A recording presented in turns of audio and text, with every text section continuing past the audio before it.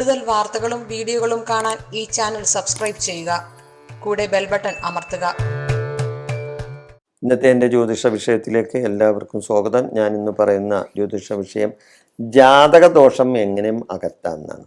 ജാതക ദോഷം ഇപ്പോൾ എല്ലാവരും ജനിച്ചു വീഴുമ്പോൾ ഒരു ഗ്രഹനില ഉണ്ടാവുമല്ലോ, അതാണല്ലോ ജാതകം ഇല്ലേ? ആ ജാതകത്തിലുള്ള ദോഷങ്ങൾ എങ്ങനെ മാറ്റാം, ജാതക ദോഷങ്ങൾ എങ്ങനെ അകറ്റാമെന്നാണ്. ജാതകത്തിൽ ദോഷങ്ങൾ പലർക്കും കാണും. ജാതകത്തിൽ ശുഭഗ്രഹങ്ങളുടെ സ്ഥിതിയും പാപഗ്രഹങ്ങളുടെ സ്ഥിതിയും ഉണ്ടാവും.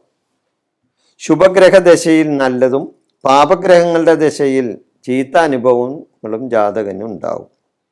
ഓരോ ഗ്രഹദശയിലും അവരുടെ അപഹാരങ്ങളിലും ഛിദ്രങ്ങളിലും അനുഭവങ്ങൾ വരും.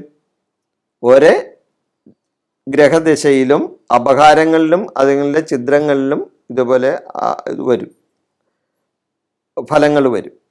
ശുഭഗ്രഹദശയിൽ പാപഗ്രഹ അപഹാരം വരും. ശുഭഗ്രഹദശയിൽ തന്നെ പാപഗ്രഹങ്ങളുടെ അപഹാരവും വരും. പാപഗ്രഹദശയിൽ ശുഭഗ്രഹങ്ങളുടെ അപഹാരവും വരും.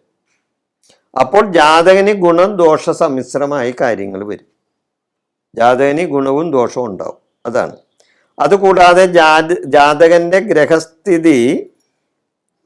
ഗ്രഹസ്ഥിതിയിലുള്ള ശുഭഗ്രഹങ്ങളുടെയും പാപഗ്രഹങ്ങളുടെയും സ്വഭാവങ്ങളും ഭാവഫലങ്ങളും പരിഹാരമായി, അതിനൊക്കെയുള്ള പരിഹാരമായി നവഗ്രഹ പൂജ ചെയ്യണം.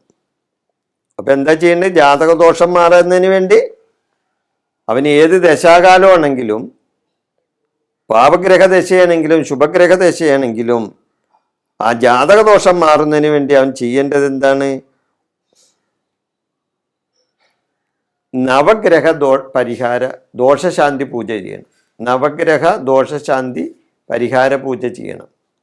നവഗ്രഹങ്ങൾ ഇരിക്കുന്ന ക്ഷേത്രത്തിൽ അവിടെ നവഗ്രഹ പൂജ ദോഷശാന്തിക്കായിട്ട് നിങ്ങൾ ചെയ്യണം. അതുകൂടാതെ ഏത് ഗ്രഹത്തിൻ്റെ ദശാകാലമാണ് എങ്കിൽ ആ ഗ്രഹത്തിന് മാത്രമായിട്ട് നിങ്ങൾക്ക് പൂജ ചെയ്യാം. ഇപ്പൊ ശുക്രദശയാണെങ്കിൽ ശുക്രദശ ഗുണം കിട്ടുന്ന സമയമാണ്. അപ്പൊ ശുക്രന് പൂജ പ്രത്യേകമായിട്ട് ചെയ്യാം. അല്ലെങ്കിൽ രാഹുവിൻ്റെ ദശാകാലമാണ്, രാഹുവിന് പൂജ ചെയ്യാം. അങ്ങനെ ഓരോ ഗ്രഹങ്ങൾക്കും പൂജ പ്രത്യേകം വേണമെങ്കിൽ ചെയ്യാം. അതുകൂടാതെ നവഗ്രഹ പൂജയും ഒന്നിച്ച് എല്ലാ ഗ്രഹങ്ങൾക്കും നവഗ്രഹ പൂജയും ചെയ്യാം.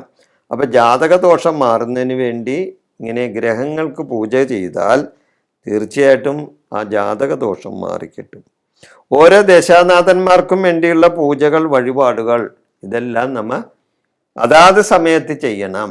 അതുകൂടാതെ സ്തോത്രം, ക്ഷേത്രദർശനം, വ്രതങ്ങൾ, പ്രാർത്ഥന ഇവയെല്ലാം ദോഷമകറ്റുന്ന കാര്യങ്ങളാണ്. ഇത്രയും കാര്യങ്ങളൊക്കെ ചെയ്താൽ ജാതകദോഷത്തിൽ നിന്ന് നമുക്ക് മുക്തി നേടാൻ സാധിക്കും. ഈ വിഷയം ഞാനിവിടെ അവസാനിപ്പിക്കുന്നു. നമുക്ക് നന്ദി, നമസ്കാരം.